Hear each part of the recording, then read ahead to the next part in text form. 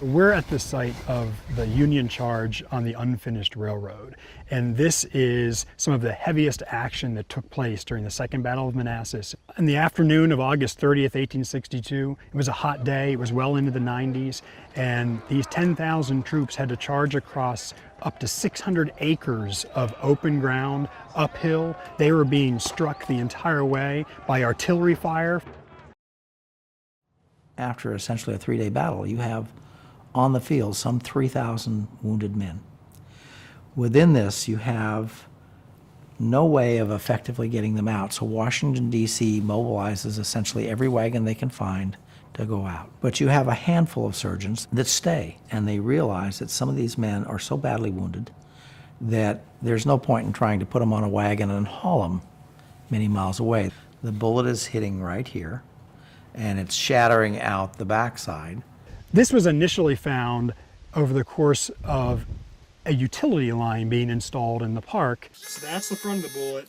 The archaeologist that was monitoring that work noticed bone fragments in the dirt. They discovered not just amputated limbs, but 2 complete skeletons of Union soldiers.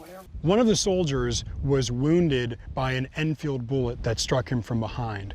These 2 soldiers were found with such significant wounds that although they potentially could be treated in a hospital in a major city, in a field hospital, the surgeon had to make a very difficult decision.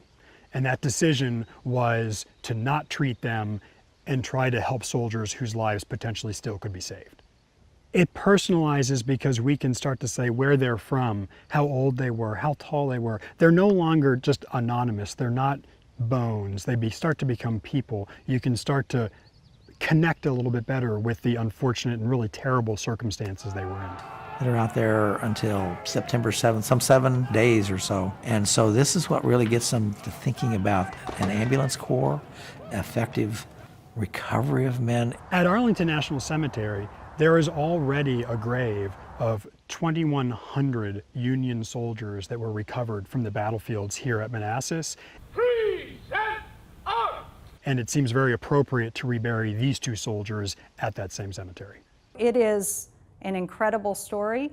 There is no better way to tell it than through the bones themselves. These men made tremendous sacrifices in terms of who we are today. This is a way of looking at what they went through and telling their story.